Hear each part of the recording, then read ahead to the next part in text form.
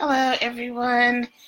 I am waiting for the call to connect for the radio broadcast right now, which should start in about 3 minutes. So I'm just waiting. I'm not sure exactly what we're going to talk about today. I know we're going to talk about the wages or the gift, but I don't know what else we're going to talk about. She told me we're just going to chat, so we'll see. Anyway, I'm waiting for Miss Diamonds to appear, and this is the gift. Anyway, we'll see what's going to happen. I'm not actually sure at all.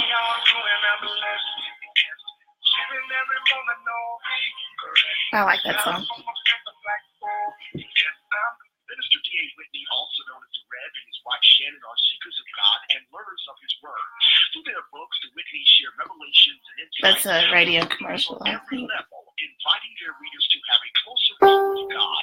They are the founders of Blessed for Life Ministries and the authors of 6 books. Blessed for Life to Praise God Always is the first book written by the founders of B4LL in 2008 for the new believer. The revelation that we are what we think is incredible. It comes down to the fact that as the river out to turn walk, we literally stumble upon submission, deliverance, and the knowledge that we are free, unusual, and that we all belong to a magnificent God. The peculiar thoughts that manifest from this awareness requires us to seek a direct connection to the Word of God. You are what you think. Peculiar thoughts with peculiar people is a great source as a yearly devotional to help you do just that. That's week 1. It's time to thrive, not just survive. It's a book specifically written for young adults by the founders of B4LL. It takes a village to raise a child. Every parent or guardian does the best they can, but oftentimes our youth prefers to learn elsewhere. His book is filled with blunt tips and applicable advice that reinforces what they hear at home. With fear and contention ruling out respect and humanity between our community and the officers charged to protect and serve, the office provides the 4th and 5th Amendment rights because knowledge is power. What do you reach out for when the vicissitudes of life start to bring you down? Who do you call on? Is there an unlimited... I think I can do this on speakerphone. I don't think I have to hold the phone, but we'll see. I was hoping I could do it on speakerphone, or it won't make sense to go live, I guess. You're just talking on the phone. Welcome to the Tower is a compilation of motivational stories geared towards the Let me probably still do this one for talking on the phone. The phones are exactly like that anymore. It's kind of like this. I should do this for talking on the phone. That's probably more accurate. Talking on the phone. Anyway. Marriages, attacks on the intimacy, sex, and encouragement marriages. Love and Marriage, Make It Last Forever is written by the founders of B4LL to help couples navigate through some of the common pitfalls set up to derail the godly institution of marriage. The authors introduce actionable advice used to guide couples towards building a stronger and healthier bond in marriage. Talking with God, memoirs of an unorthodox woman is not just your ordinary memoir. In her first solo project, Shannon puts herself out there, becoming completely vulnerable. It sounds like this person is saying these all at one time. Like one after the other. They're probably all recorded, but it just sounds like they're just going for it. Shannon acknowledged her choices, mistakes, healing, and the God-given power to destroy the yoke.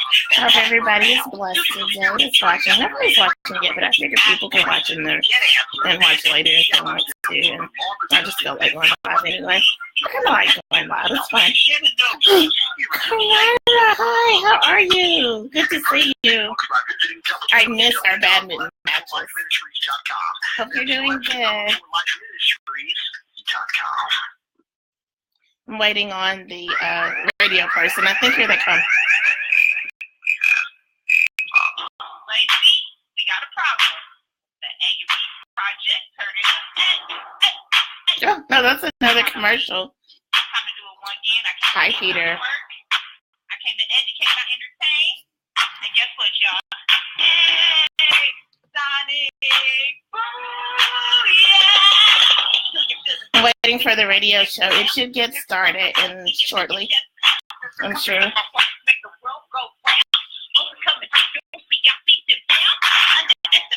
It's 4:02 here, but they're on Pacific time, so it's a little different.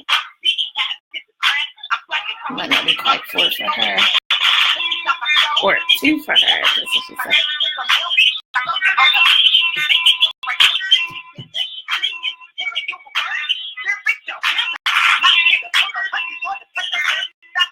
I'm gonna check in really fast.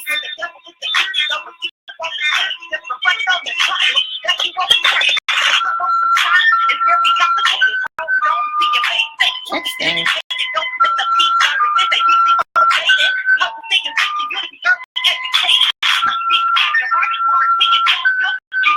So just to let you guys know what's happening here, I'm waiting to do a live radio interview.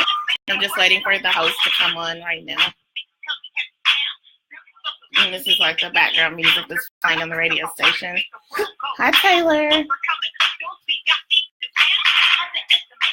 I'm waiting for the radio show to start. It should start soon.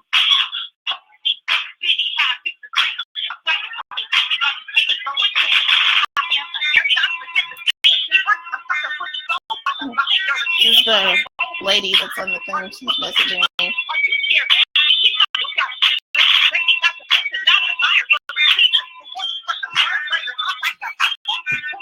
Hi, Night.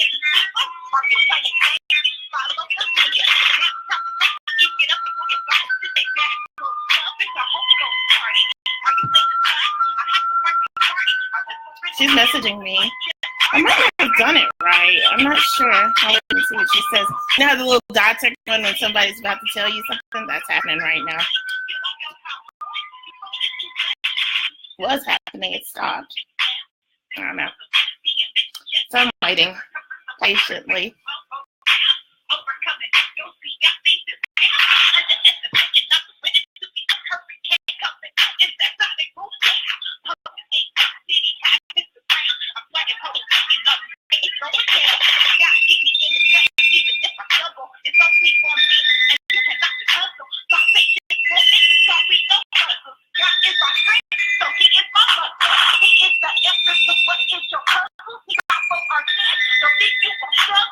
Let's see if I did it wrong.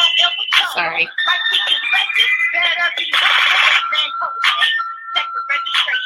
Okay, cool. Awesome. She said she'll be with me in a minute, so I didn't do it wrong. Just gotta wait then.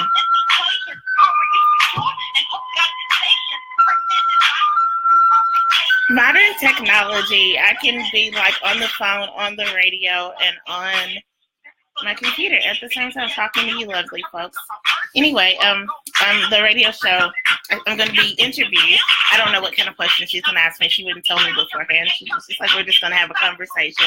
So we'll see what happens. Anyway, I'm on talking about my new novel and probably about me and my writing process. I think it's what she wanted to talk about. We'll see. Oh, these are cars like you are. I don't know. So.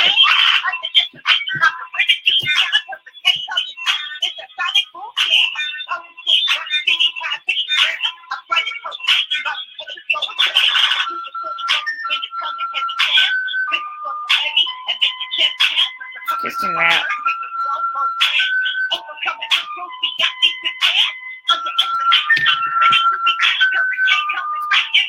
Mama! Hi, Mama. My mommy's here. I'm still waiting to get started. Oh. Hi, Melinda. Good evening. My name is Ashley Johnson, and I write under the alias A.N. Johnson. My husband and I have been married for 8 years, and we have 2 children, a boy and a girl. My son is 5 and my daughter is 4. My husband is in the Army, which makes me a proud military wife and a stay-at-home mom. I am an avid reader. I love to read all genres, but I've particularly taken an interest in erotic novels, which leads me to the product I want to talk about, my first book, Enamored by Design, which is an erotic novel. The world of Crucion is not unlike our own. It shares threads of our past, woven into a vast fluid tapestry. Here the cherry. Oh, take the field of battle. let me see something. I have to check something real quick. Personal campaign of victory. Haunted by the blood spilled to gain their rank, they struggle to withstand the treachery that surrounds them. Only the benevolence of the throne keeps the wolves at bay. Betrayed in their own home, the Black Knights must unravel the mystery of their betrayal before war consumes all they hold dear. Oh, okay. So I think I'm not the only guest. I think this must be the first guest that's on. So I don't know. She didn't explain that. Is a narrative of a mother's decision to champion No, that was a commercial for a novel. Okay. I was confused because it didn't sound like a commercial. It sounded like somebody talking for a second. Okay, it was a commercial. Anyway, I'm still waiting. She said she'll be here in a minute. She's probably getting her all her levels correct and all that technical stuff, ready.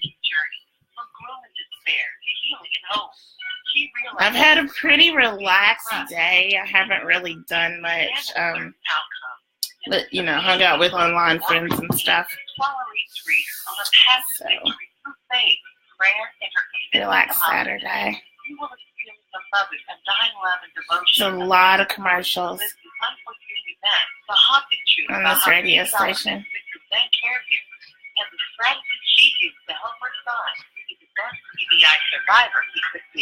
Order your book today. Broken Wings by Kyla G. Reid. Available on Amazon.com. Traversing time and space. Experiencing different realms. Hi. Huh. Thank you, Peter. I'm up next on Diamond Mix Radio. You can catch me January 12th at 5 o'clock. I'm talking about my up-and-coming project. It's a right now memoir titled... Hello, Ernest. Welcome. What we're doing is I'm about to go live on a radio broadcast, so I'm just waiting for the host to come online. Just sitting and waiting in front of the red curtain. I like my red curtains.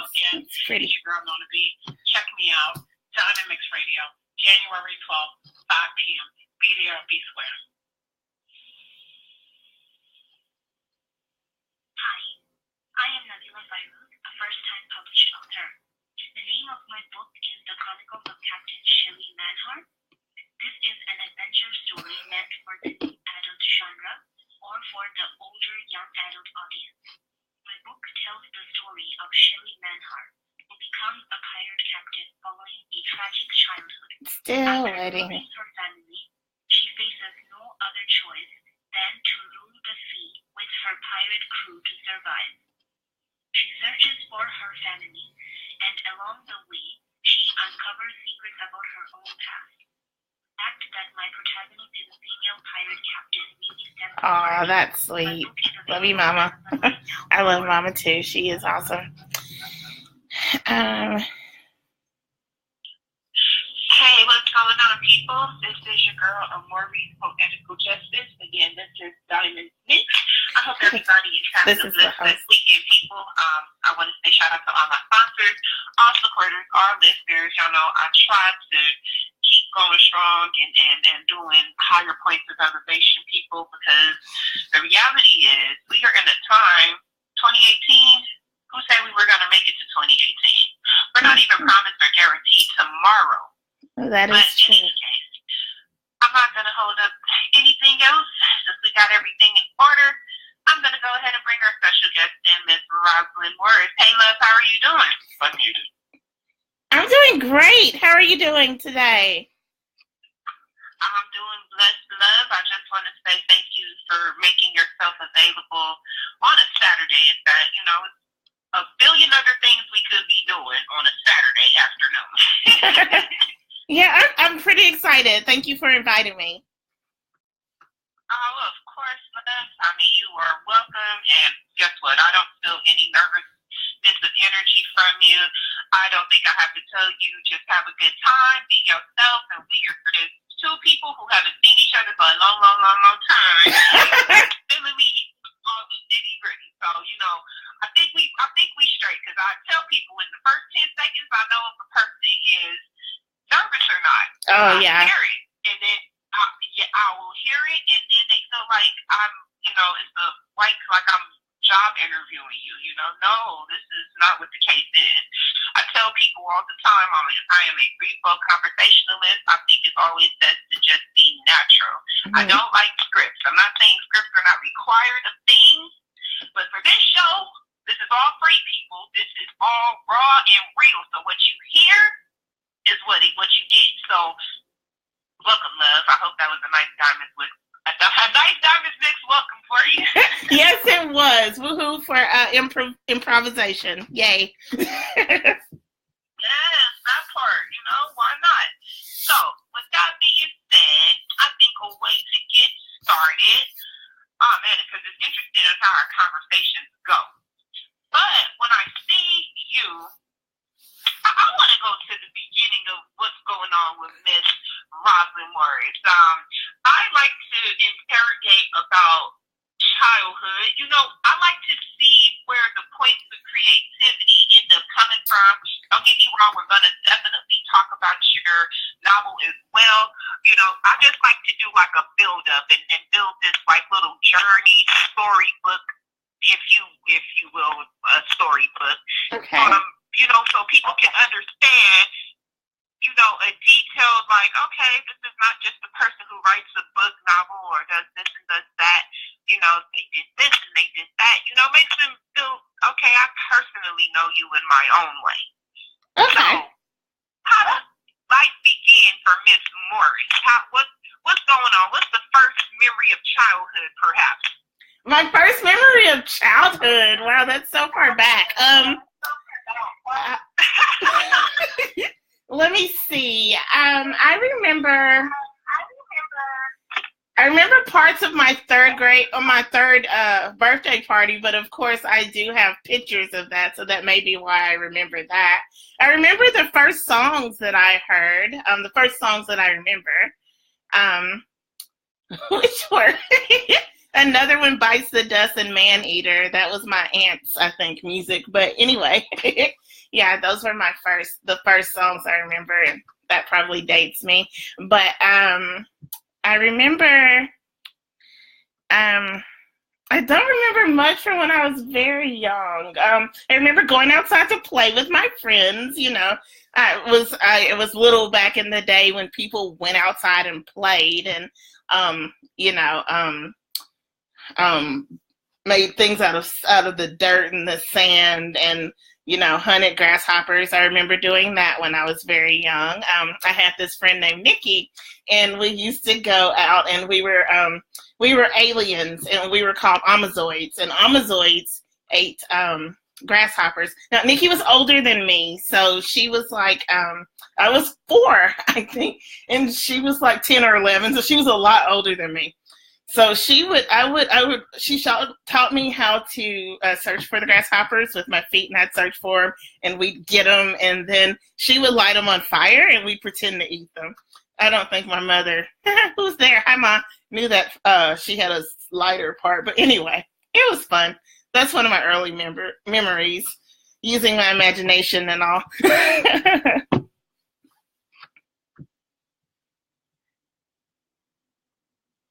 Hello? Uh-oh. Did I lose her? Yes, ma'am, Miss Jones. I wrote a book. Sorry, I'm on live and on the radio. Did you, hello?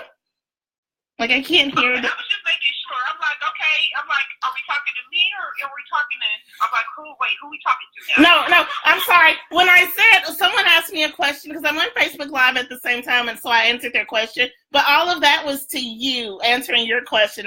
When I talked about the Amazoids and grasshoppers and all that stuff. Imagination of a child. People don't know how to be kids like that anymore. Yeah. People don't know how to truly enjoy. Too many kids are now trying to be, let me live this grown lifestyle. Yeah, and kids now, their games are mostly video games. I mean, they get out and play some sports sometimes, some kids, but a lot of times, it's the video games and the online games and things like that. And kids don't go outside, I think, as much as they did when I was young. So, yeah. I think they use their imaginations less, too, which is a shame. Not all kids, but Yeah, I think imagination is key. And I think the best moments is as a child. Because a child is always in the mindset of, I can do anything I put my mind to. Anything exists, basically. Imaginary friends and you can child that doesn't exist in their world. Yep. Imagination is awesome, especially in children. Yes, ma'am. I definitely agree. Now, what would you say that writing started? Well, in the process of your childhood, did writing end up becoming anything that stuck out to you? Yes. Or did that develop a little bit later in life? No, childhood. I started writing probably soon after I started reading. I could read pretty decently by, the time I was 4. That's because my mom was a teacher. So, she taught me to read. So, I could read, and I would, make up stories. And when I was little, I would get bored, and she'd be like, well, go write Mommy a story. And I remember, I think it was first grade, writing one with my aunt about a little dog named Stella, and she drew the pictures for me. And when I was in second grade, I wrote a really good story that I wish I still had because I so want to publish it, about Thanksgiving. It was like the night before Christmas, but it was like the night before Thanksgiving. Awesome story. But anyway, yeah, so I've been writing forever. I've never not been a writer. Wow. So I definitely understand. And it's funny because I loved in elementary school when all the holiday seasons would come around, Mm-hmm. and then, it would be all the plays and, getting ready for all this amazing stuff. Mm-hmm. And those memories. And I just remember before I got into poetry, I was always really big into plays and acting and stuff. I remember the 3rd grade and doing Why Mosquitoes Buzz in People's Ears, and I was the lion. So I felt really superior in playing that part. I was just being a kid was amazing. And I was like, can I take back 30 years, please? Yeah, acting is something that I'm into too. Acting in drama and theater. Theater is I love theater. I love it so much. So yeah, and I write plays and stuff like that too. Acting is a lot of fun. It's fun to create a world and then to live in it, or to live in a world somebody else has created and just get to be this whole other person for a little bit. It's a lot of fun. Right. I totally agree with you. Now, did you recall perhaps a time, did you write little books and stuff in school? I remember, see, we taking it way back now. You have to remember pop-up books. Oh, yeah, pop-up books are so much fun. Yes, I like pop-up books. Yeah, see, now we really taking it back. We're old school people. For those who don't know, a pop-up book. Now, whether the teacher assigned you to have your own story you wanted to write about, and all about me, whatever the case might be, or do a replication of a book like maybe Why Mosquitoes Buzz in People's Ears, or the book Mufara's Beautiful Daughters. That was a wonderful book. I'm all about Aesop fables. Oh my gosh. Yeah, I like Mufara's Beautiful Daughters. My theater company and I did that for a local organization. We did for kids. We did Really? a reading of it. Yeah, it's a really really nice story. I like that one. Yeah. Yeah. So I love pop-up books. People, if I remember correctly on how to make a pop-up book, you fold construction paper in half. Look, we're going through a whole lesson on how to make a pop-up book. Now, I used to for pop-up books, I used to getting them and looking at them, but I never got to make one, I don't think. Not that actually popped up. Not that actually popped up. I don't care how old we are right now. You have to try it. I will do it. I work with children, so I have an excuse. Yes. So you fold the construction paper, people. You split. You make 2 cuts, but it's going to be more towards the middle of the construction paper. Mm-hmm. Now, after you do that, you push in that slot. Take your papers apart. Now, if I remember, glue your pages together, and then somehow you get the hardback binder and stuff, which the teachers were more in charge of that. You know, the kids, we didn't really play with any of that. Mm-hmm. So, however it is binded together, then that part, but I don't remember on how to make the center pages. Now, what I am going to do after this interview is investigate on how to make the top of books, and I'm going to probably send you a YouTube link or something like that. Okay. That will be a great thing to bring back. I am so That's awesome. Yeah, send me a YouTube video. I may be able to use that. That's awesome. Yes. Oh my gosh. Thank you. I remember those. I had an All About Me and all of that. And it's just one of those things like, even though it's not a published book, but it gives you the mind of, I really can create my own publication. Mm-hmm. And it sticks out. Like the picture, whatever the picture is that you put on the little slit that ends up coming out, Mm-hmm. it ends up just pop up. And you're just like, oh my God, I really did it.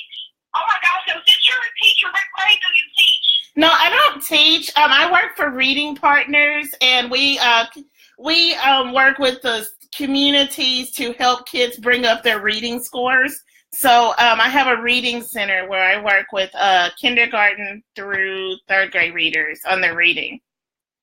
We bring in community people to come in and tutor with them for an hour, and we have this proven curriculum that helps them fill in gaps and bring up their scores. So we do that, trying to help out with the literacy deficit in the country. So, yeah.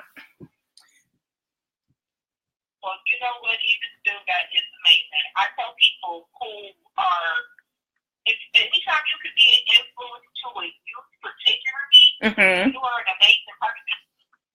Because these youth are the future of tomorrow. Yes, they are. And, you know, yes, and we have to be the ones to implant seeds of, you know, good favor for them to benefit our own life and add on to prosperity. Yes, that's true. Yes, ma'am. And I love the factor, I love your creative writing skills, by the way. I love the factor of your vivid imagination. I love the factor you are. I love the factor education was a primary factor for you. Like, how did, if I were to bring up this question, how much did college influence you more to be even where you are right now? Because you're doing so many amazing things currently, and I know it's a whole lot more on the way. And how much reiteration of education do you recommend for youth that are coming up to try and get to these places as well? I absolutely loved my teachers and my major at my college. I went to Oral Roberts University, and my theater teachers, Courtney Sanders, Christopher Crawford, Christopher Martin, Laura Holland, they were all absolutely amazing. And they gave me so much wisdom in arts and theater and how to look at art as a Christian, but, you know, as an artist as well. And I think it was invaluable. It was really great. It was just, very impactful, definitely. And they equipped me with skills as far as technical things, and my creativity grew and everything. So yes, I definitely would recommend it, because when you go to college and you're passionate about something and you get with other people who are passionate about the same thing, you can do great things together. So yeah. Yes, I definitely agree with you. And also, is that where you started writing your playwrights and things within your years of your university? No, I wrote plays too when I was little, but I did write my first, because I wrote like cartoon length, of course, when I was small. But I did write my first full length play at ORU, yes, when I was in school. Yeah. You know what? That is amazing. And so, matter of fact, I'm y'all know I'm jumping around just a little bit. Oh, no, you're fine. I'm enjoying talking with you. Because it brings me to just a little bit more curiosity the more that we go on in this conversation, which makes me go forward. So, first playwright, tell me about that particular experience. How did it go? Your writing process? Oh my gosh, were you all over the place? Like, Lord, what am I going to do? Like, help. How was that overall experience? Because my heart goes out to people who produce plays. My heart goes out to y'all because I can only imagine. Especially doing a play, and then especially, getting characters. But see, I have more questions. We're going to start with that question first, and then I'll come back to that, and then we're going to start talking about you, because I am loaded with ammunition, and I don't want to overwhelm too much. And she's going to be like, okay, look, what questions, where is even the question asked?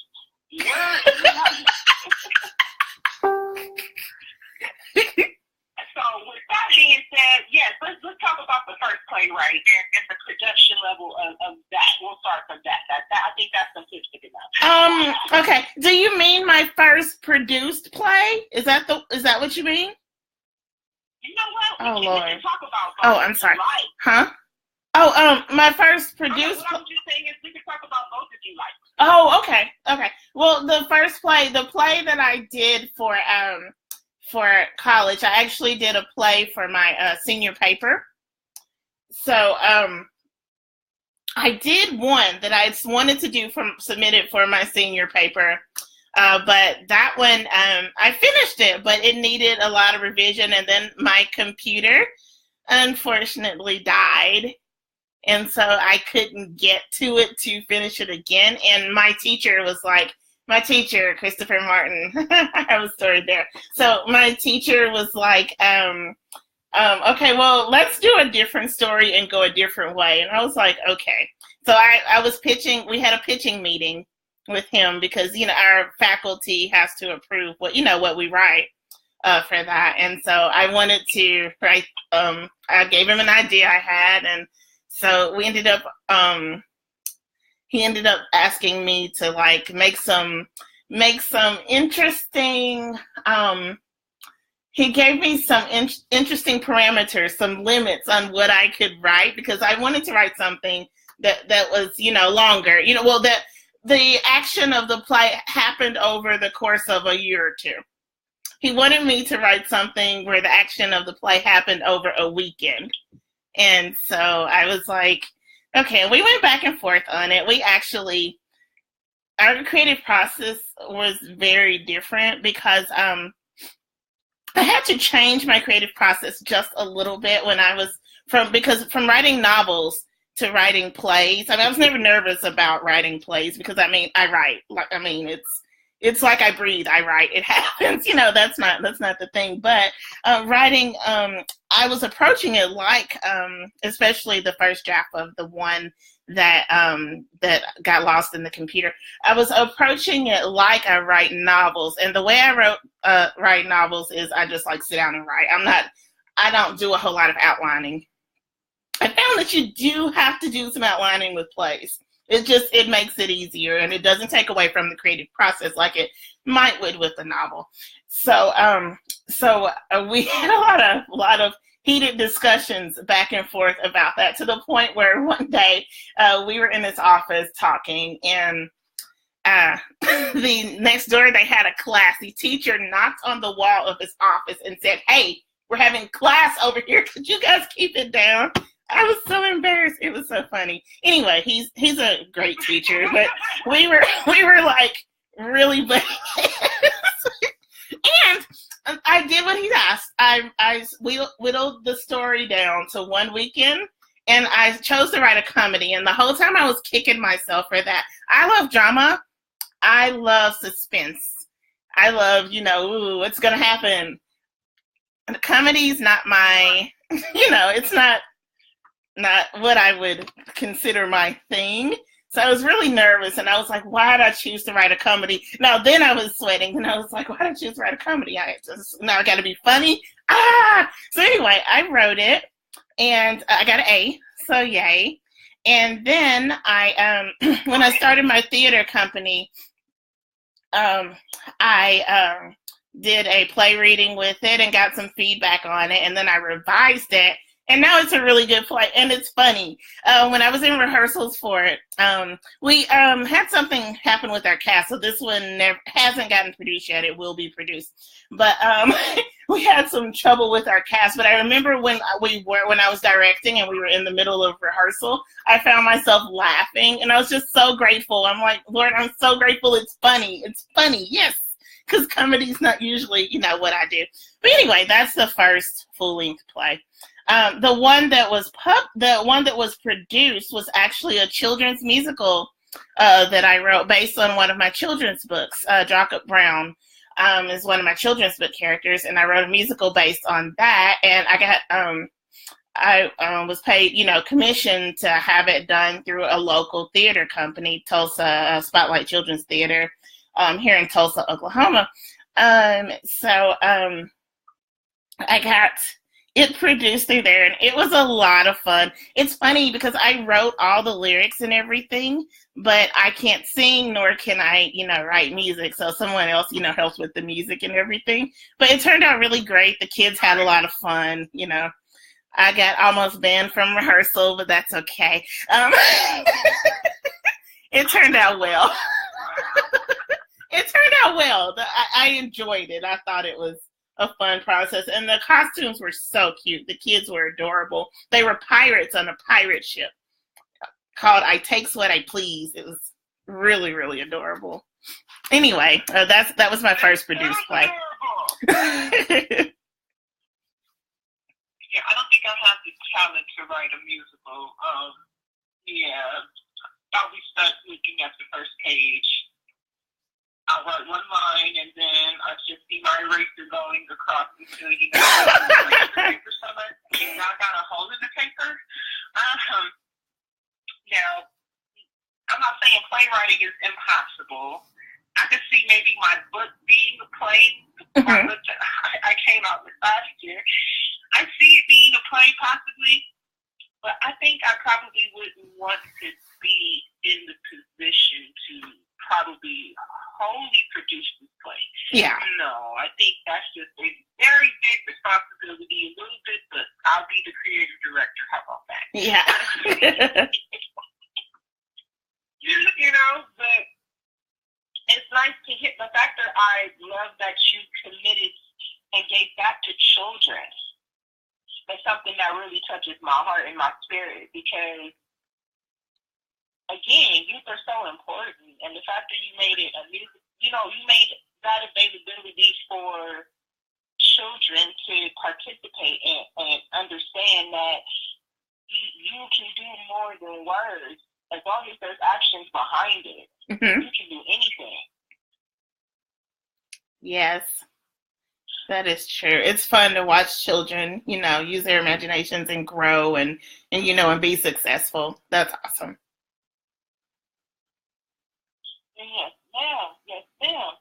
So now, did playwriting and writing, in a sense, not because we're getting ready to talk about your novel, The Wages of the Gift. So, did playwriting and novel writing happen simultaneously, or did you kind of do it at the same time and kind of pace it, on the same level, basically?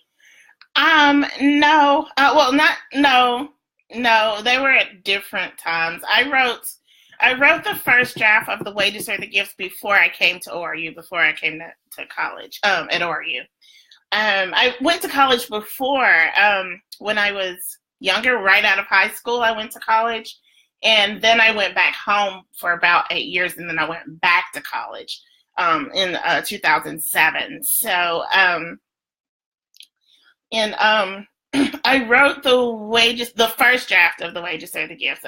This latest, the draft that I published is, a few drafts later. But I wrote the first draft of The Wages Are the Gift in 5 months. I wrote it after a summer of just like reading so many books. I mean, I really think I read like 200 books that summer. I was just book after book after book after book. I was reading so much. And one night I had, and I had been thinking, it was right after I came back from leaving my first college, University of Arkansas, Little Rock. And I'd come back home and I was thinking, I should write a play. I mean, not a play. I should write a book, but I hadn't, had any ideas for what book I wanted to write, like an actual novel. So one night I had a dream and I was like, that's my novel. That's the first scene in my novel. And I knew the title and I knew that first scene. And I went from there. At the time, I did not have a computer. So I got a notebook. And I got out and I started writing out the first chapter in the notebook. I wrote the first chapter and the second chapter in the notebook. And like not too long later, because I was like, Lord, if I'm gonna really, write this, I want like a computer to write on. And not too late, too much after that, a friend of my mama's gave me a computer. And I was like, I have a computer. So then I transferred. I think I had the first 3 chapters, 2.5 to 3 chapters written in the book, and then got the computer. And so then I went back and I started typing in what I'd written. And every day I would just get up like it was my job. And I'd sit at my computer and I'd type. And my mom would be like, hey, Roz, can you? And I'd hold up my finger, just a minute, and I'd type. And then later, like probably a long time later, I'd say, hey, Mama, did you ask me a question? And she'd be like, never mind. It's like, sorry, Mama. Because I mean, I was just like really into the story. And the story was unfolding as I was writing it. Like I didn't necessarily know exactly where it was going or where it was going to end up. And it turned out awesome. And I was like, yay. So then that was the first draft. And then, of course, it has to go through revisions and, refining and all that stuff. And, but yeah, the first original draft, 5 months every day, writing pretty much all day. It's pretty much what I did.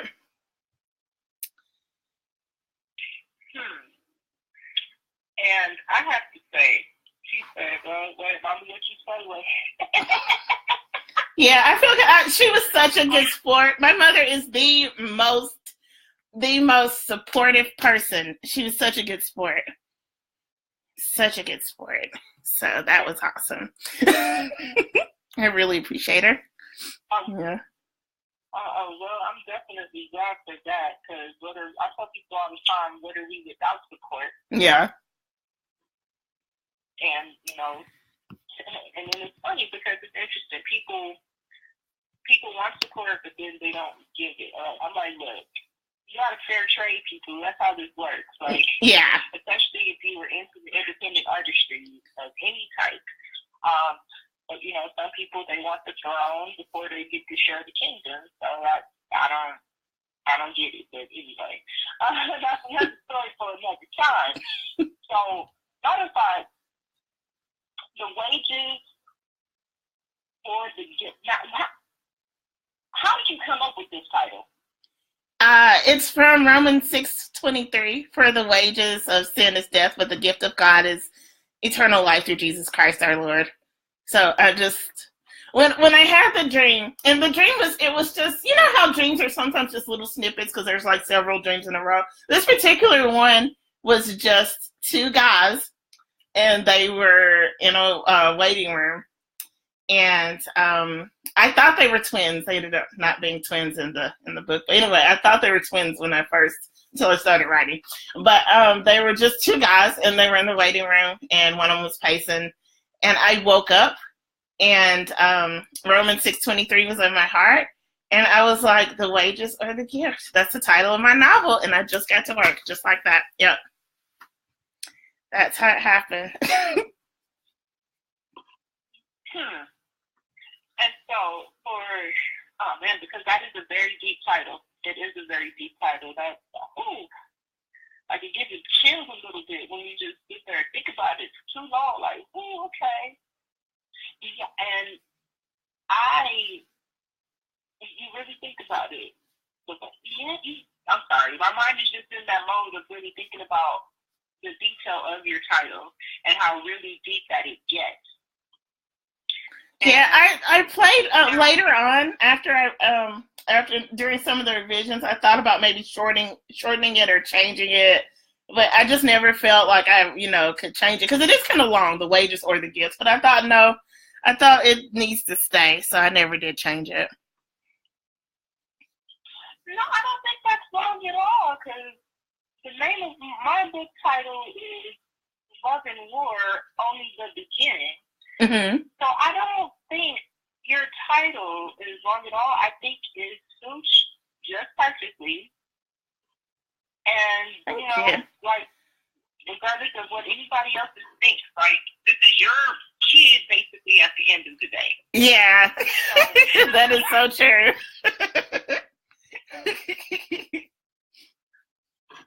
Right. So we have to be the ones to take off the precautions and steps on building this creation. Mm-hmm. So no one else particularly shares that. I mean, besides the readers, but people don't really know what it really takes to put behind a book. I don't care if it's a short story or a novel. Mm-hmm. It's not a 1, 2, 3 process. Yeah. It's one of those things. It's stages, and there's always going to be a strive for perfection. Mm-hmm. So, for your particular novel, because I'm always curious about an author and how much they do write, especially with novels, mm-hmm. What would you estimate your word count to be? My word count is around 120 or so. Maybe 122. 120,000. Mm-hmm. 120,000. Wow. My eyes are like bugging out of my head right now because I'm like, oh my gosh, I only wrote roughly about 30,000 words for my book, and when I hear the links and other, I'm like, wow, yeah. And how long did it take you to write this publication again? 5 months, the first draft. Wow, that's pretty good. Just even for a first draft, that's really, really good. It took me, I think, 3 months to write 30,000 words. So, see, if you're going on a couple more months. Excuse me. 90,000 plus words in 2 more months. I'm like, wow. Okay, I think I was going crazy by the time I finished writing my book. Mm-hmm. I was already going crazy and wanted it to be published already. Mm-hmm. So I was just like, oh God. It's funny, I'm supposed to actually have a lot more words in there, but I was in my story and I'm like, you know what? I'm going to cut all of this right here out just so I can hurry up and get to I just want to finish, darn it. Like, I need an ISBN number so I can be efficient.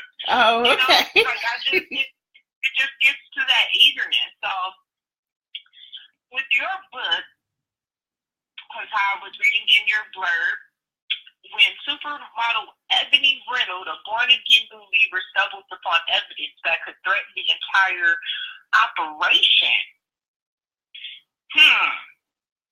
she and her friends find themselves on a dangerous journey to uncover the truth and shine the light on 2 desperate souls. Now, I know I jumped over it just a little bit, but I'm just going to the part where it highlights and sticks out. Mm-hmm. So, my question is going to be, what truth are we talking about here? And desperate souls, who's in desperation? Why are they in desperation? How can we get these people out of desperation? Here I go with the W questions, right? So, okay. So the story is about there's a secret organization called Phase 126 that it's a rave organization. They held 2 huge raves in undisclosed locations where drug laws aren't defined in other countries and everything, and they have these big parties that are like for billionaires and millionaires, and so they're like high society raves. Well, both of the men who are desperate are men who have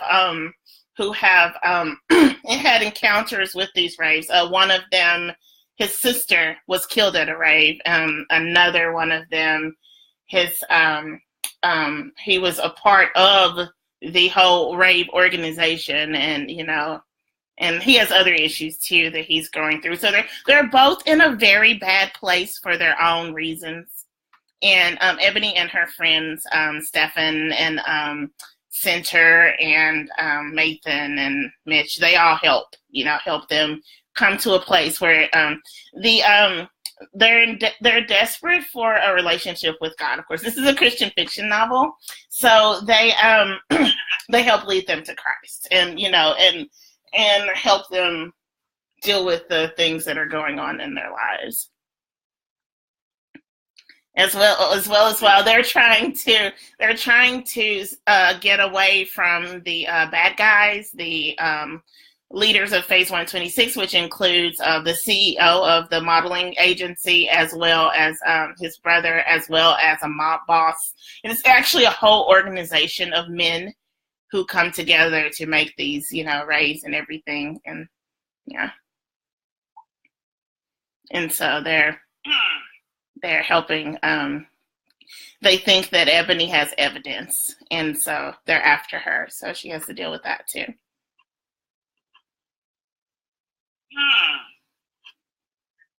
Okay, I am very intrigued, to say the least. And I'm just very curious on the twists and turns and what have you. Like, what can we super expect out of this novel? Is it going to be, of course, I know it's going to definitely be some lying, deceiving, apparently, since apparently she's uncovered some information, of course, now we have to worry about who's going to die in the book. Because I know somebody's going to die, unfortunately, but again, we all have to have those spikes in our books on what's going to happen. So, and then I have another question. Did you make this to be one of those books where it's going to be a cliffhanger, or you leave your readers at a peaceful resolution and like, okay, I'm fine with how this book ended? You don't have to write another one. You can just write a whole new one. Like, where does that leave your even for newer listeners, readers, or what have you? Where do you take the journey of the mind on? Okay. Well, it's a suspenseful novel, so there are some twists and turns. There are some surprises along the way, and especially when they find out who the killer is. That's really surprising. But anyway, so there are some surprises along the way, and but it does end with a peaceful resolution, but with a slight hint that there may be. That's how it ends. It ends with a pretty peaceful resolution, though. Everything's, pretty much tied up. Now, does it happen to reflect? How do I want to answer that question? Ask that question.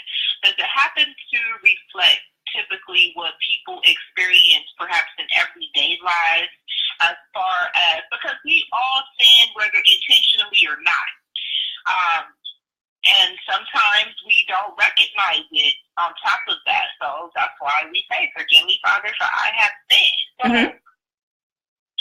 does it reflect the average person, whether they're saved or not? And does it reflect the person who is born again, but still ends up, how the devil opens up hey, yeah, I know you got baptized in that water, but you know you want to come back here, and I'll show you where the real party is at. We are turning up. I mean, I'm sorry. Well, my characters, even the Christians, non-Christians a lot, they make mistakes. I mean, they aren't portrayed as, it's like perfect people. They have struggles and, that they deal with and everything personally, as well as with what's going on around them and everything. And yeah. And I mean, even the bad guys aren't just like all bad. They do have slightly, depending on how you look at it, redeeming qualities about them. But yeah, I don't believe in writing flat characters, just like one-dimensional, just like I'm all good, I'm all bad. I don't, like that. Anything. So they're well-rounded. They make mistakes. But the Christians in the book have a strong walk with the Lord. They have a strong walk with the Lord, and they, they love God. So. Now, what some other controversies can we see in the book? I mean, aside from her, of course, finding out this information that she has no business knowing, like she has it. You twists and turns, and also, I would love to give you an opportunity to definitely read maybe a piece of the excerpt from your book. Okay. It doesn't have to be something. It doesn't have to be something long or what have you. But just enough to get the pot stirring, because you already just stirred the pot. How they said the pot called the kettle black. Well, that's how high the heat was on the stove. That's all I'm saying. Anyway, I'm okay. So I see. Now, which one would you like to do? Would you like to? Matter of fact, do you want to give us a sample now? Because I think sure. I'm all in. Okay. Do you want just like the first chapter, part of the first chapter? Whichever you feel. It's not up to me. Whichever you feel you want to project out, where you're like, yeah, right here, I'm going to get them right here. Like, I got you. So, whichever part you would like to know, okay. Or would like to read, rather, I am all ears. Okay, just a second. I have the book right here. I'll do this section. Le Cafe Loca was a fairly new establishment, but it was getting off to a great start. The whole place was light and airy with a bright, pleasant color scheme, mostly blues, greens, and reds. There was a bar and a few tables on the inside of the restaurant, but all the best seats were on what looked like a big front porch. The waiters were the loco part of Le Cafe Loca. They all dressed in bright colors, served on roller skates or unicycles, sang back orders to confirm accuracy, and performed zany stunts whenever tipped over $100. All of this, combined with a tasty menu and great coffee, was quickly making Le Cafe Loca one of the most popular restaurants in town. Center saw Stefan looking at his watch as he went toward his table. His best friend was not known for his patience. He quickened his pace. Hey, Stefan. Sorry I'm late. Nicole's therapy ran over. Stefan waved him off as if he had not noticed. No problem. I ordered your usual. Sorry you missed the singing, he said, grinning mischievously. The singing waiters were not Center's favorite form of entertainment. That's okay. I can blow a C note, though. That should be fun. How's Nicole? She's finished with her therapy. That's great. Yeah, she's excited. It took her longer than she first expected. So what's up with you? Center questioned. Stefan, when he called to make the lunch date, had sounded as if he wanted to get something off his chest. Stefan's posture fumbled. Ebony is leaving, he said, no longer looking at him. She's going to Hong Kong on assignment, a 6-month contract with Sun Fun Jean Company. In 2 months, she will be on her way. Stefan was speaking so low, Center had to strain to hear. Steph, it's only 6 months. Yeah, I know, but something's off. I've been praying about it, but I don't know what's wrong. Center nodded. Stefan had been praying about a lot of things since he found religion. I was going to ask her to marry me, Stefan continued. So ask her. She can go wearing your ring. I can't let her go. I'll have to stop her. I doubt you can stop her, but why would you want to? Center asked. I don't like what has been going on with Prestige lately. I have a feeling there's more to it all. Is this about the Cairo break-in? You know about that? He asked, looking a little surprised. I've heard bits and pieces. I do live with one of the international directors, remember? Steph nodded. Yeah, well, that's part of it. Quan, something else? All of it seems like trouble to me. Well, I graduate in 3 months. Do you think it's a bad time to get into the family business? Center asked. Stefan smiled at his young friend. Not only was he about to graduate, he was about to graduate in the top 5% of his class. It was at the Prestige Photography College that Center and Stefan met. Stefan, known professionally as Steph Campbell, was Ebony Reynolds' personal photographer. He came to teach a lecture entitled The Importance of Lighting and Photographic Expression. Center was a fan of Ebony and requested an autograph. Stefan recognized Center's name from a photograph he had entered in the Spring Gallery, an annual photography show sponsored by Prestige. Center's entry was a photograph of a snowman dressed in a French tailored suit and holding a briefcase with icicles hanging on it. The title was Frigid Fred's Frozen Assets. The picture made a lasting impression on Stefan, and when he realized that Center was the photographer, he invited him to lunch. The two found themselves to have a lot in common, and they quickly became best friends. I thought you'd be going the journalism route anyway, Center, he inquired. I'm keeping my options open. I know I have a job at Prestige if I want one, and it would be at a higher pay than starting out anywhere else. Besides, I do like the scenery, he said, smiling sheepishly. I think it's more of the latter than the former, Stefan said. Speaking of beautiful women, Stefan stopped mid-sentence when Center stopped mid-sentence when Stefan's phone rang. Excuse me, Stefan said. Hey, babe. Hey, Steph, where are you? I'm at Le Cafe Loca with Center. What's wrong? Why do you think something is wrong? Your voice. I hate to ruin your lunch. I'll call you later. You won't. How soon can you get here? You want me to come there? No, why don't you stop by tomorrow?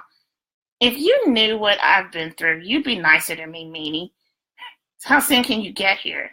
I'm about a block away, actually. I'll be there in 5 minutes. I love you, Stefan offered. I know. Center looked at Stefan carefully. So Ebony's coming? Yeah, I think she has bad news. If you knew something happened, why be a smart aleck? It's a reflex. Dumb questions trigger my inner sarcasm. I think you need to calm down. You're acting crazier than these singing waiters, Stefan. You think she's knocked up or something? Stefan could not think of any reason that Center could not think of any reason that Stefan should be embarrassed by his question. But he sure seemed uncomfortable. His mouth dropped a little bit, his face went bright red, and he fumbled for words. Nah, it's not that. Since we started again, our relationship is not sexual. You're kidding me. Center smirked. You two lived together for 2 years. You trying to tell me that since you started seeing each other again, you haven't had sex? We both felt our first priority was to honor the Lord.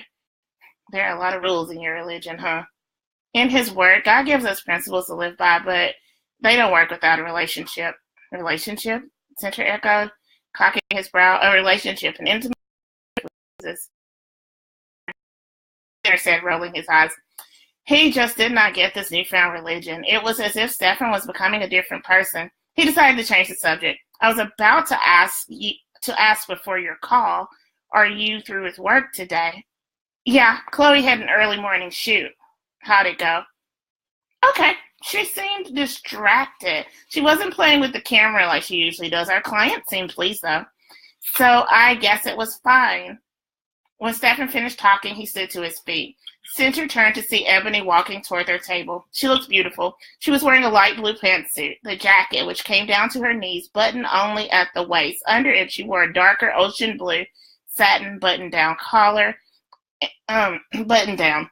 The collar and cuffs of the shirt overlaid the jacket collar cuffs. And her shoes and purse were made out of the same material as her blouse. and they had a clear vinyl covering. It was the latest fashion design by the elusive Russian designer Vladimir Augustov. Sorry. Her layered hair was flowing happily over Augustov. Sorry. For some reason, I could not say that man's name. Augustov is his name. Anyway, her layered hair was flowing happily over her shoulders. The people at the Cafe Loca turned heads as she passed. She looked great from a distance, but as she got closer, Cynthia knew something was terribly wrong. "Hi, guys," she said. Stefan pulled out a chair for her, and she waited for him to sit down before saying anything else. "I have some bad news. Chloe Slinsky's gone," she said flatly. "What do you mean by gone? Is she dead? Has she disappeared? What?" Stefan asked. "She's certainly missing. She might be dead." "We had a photo shoot this morning." "What the heck?" Stefan said. Ebony continued. "I went to her house and found a message in what looked like blood on the mirror in her corridor. It read, 'Wages received. Goodbye, Chloe.' There was also some blood on the floor, but there was no body." Ebony gave the account as if she was reporting for the 7 o'clock news. She was totally emotionless. Center, whose stomach was doing somersaults, wondered how she could be so calm. You are taking it well," he commented. "She's in shock, Center. In shock and scared. Honey, I hate to press you, but I think we need to hear the whole story. Why were you at Chloe's house? You two never have been buddies." "She called me sounding kind of strange. We talked before, and I figured she wanted to talk about me and my relationship with the Lord."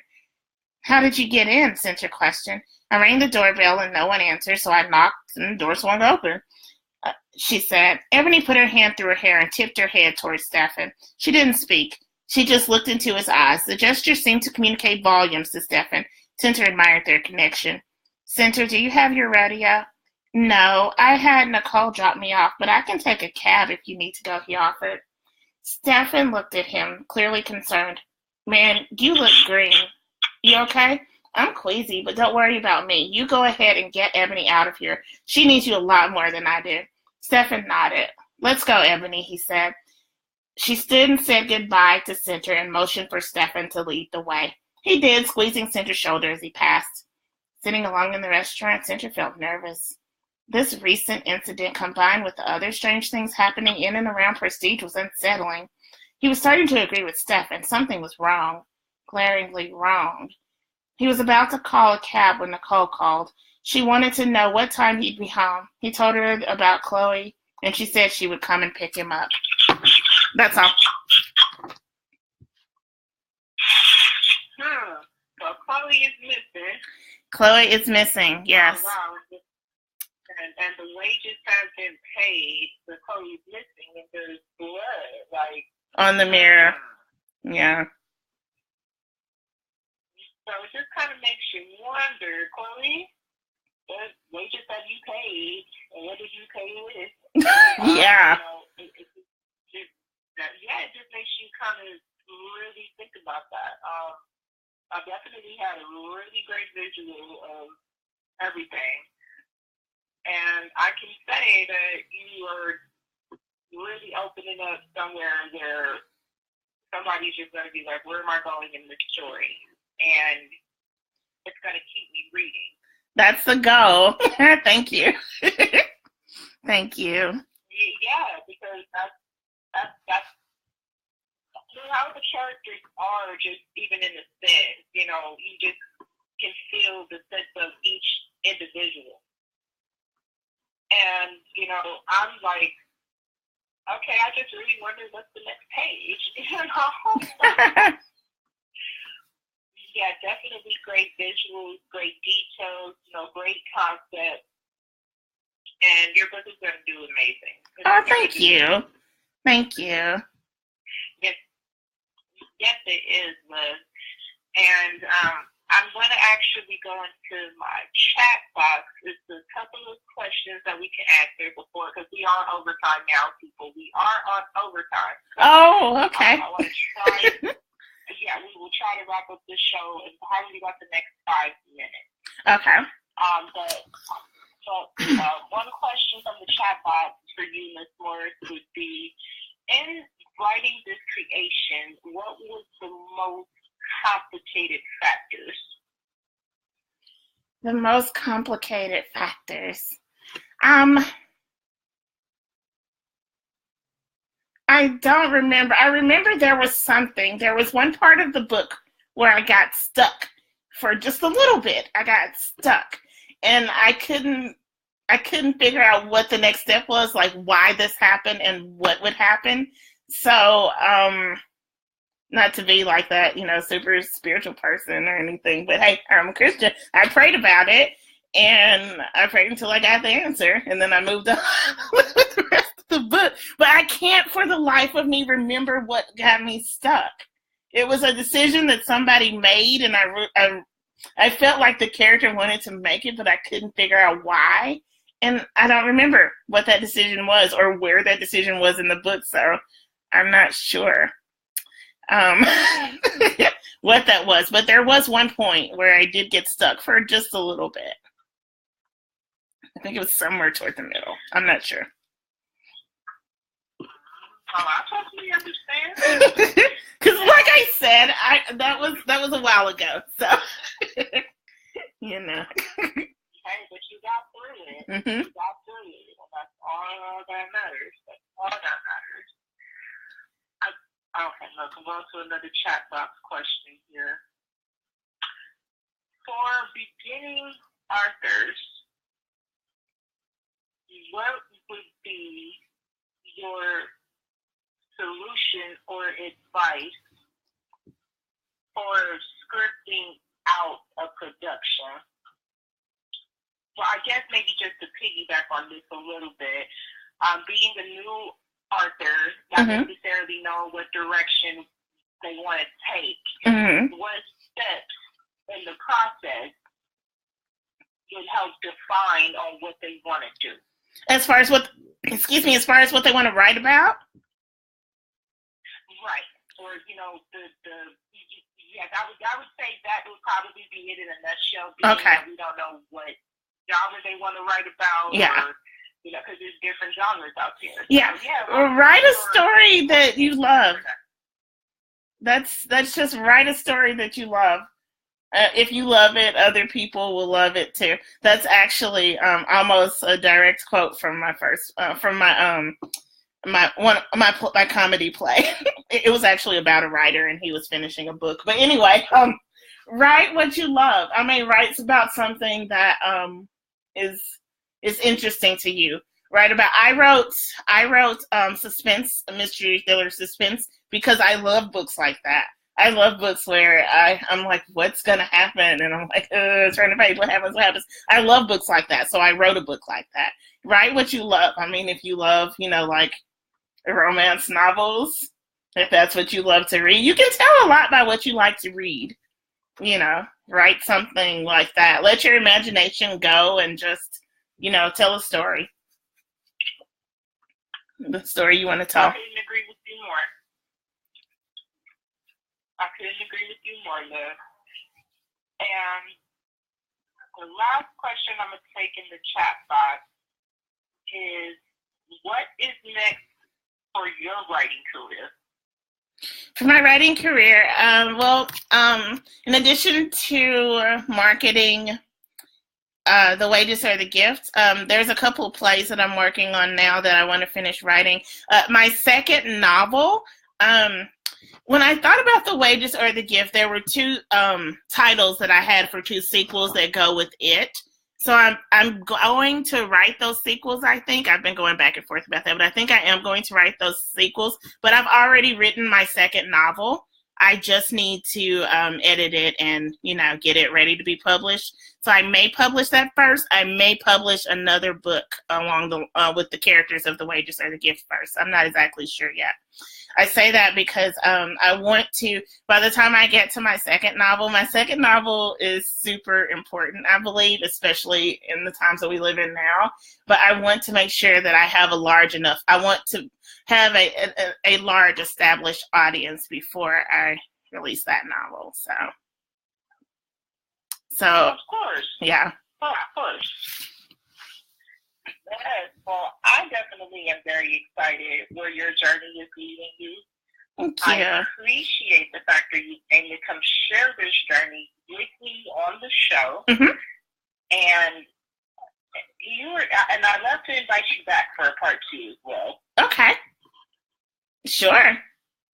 Because you got so much more to tell. Because come on now, that is 120,000 words. Yeah, words. Definitely a sneak peek, and I believe that is a really, really good sneak peek for your opening. I really, really feel that in my heart. Awesome, thank you. And if anybody wants to get their copy, it is available on Amazon.com, BarnesandNoble.com. You just have to search The Wages or the Gift. It's also available through my publisher's website, blurb.com, so you can get it from there as well. Or you can go to any local, bookstore and order it just by the title. You won't be able to find it like on the shelves usually.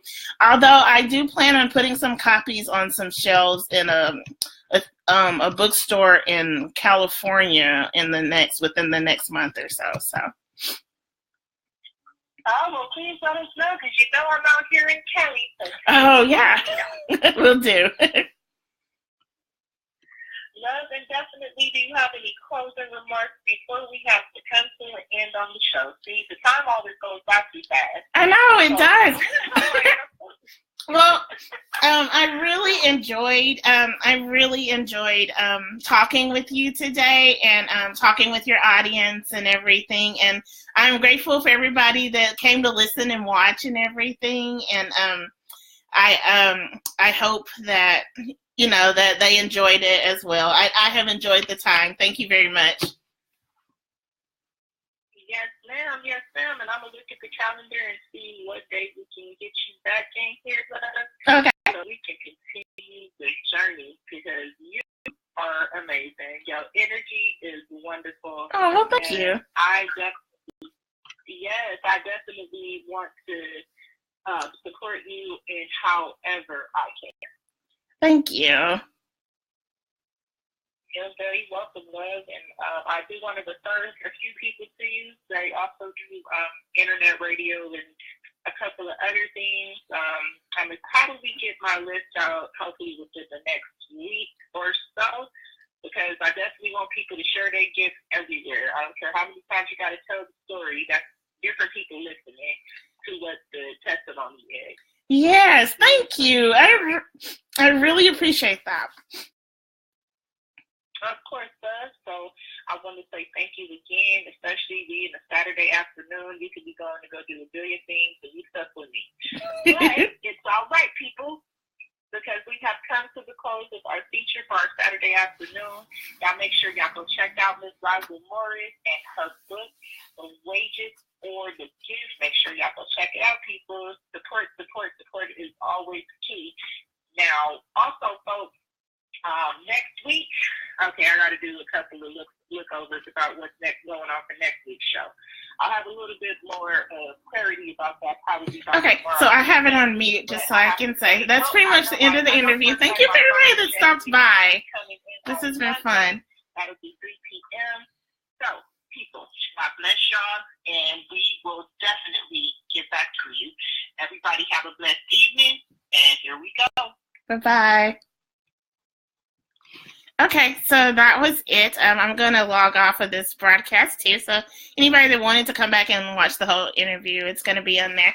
But I hope everybody has a lovely evening. I hope you enjoyed it and heard, fun stories or whatever. It was nice. It was really nice. I did not know what to expect, but I had fun. Anyway, bye-bye, everybody.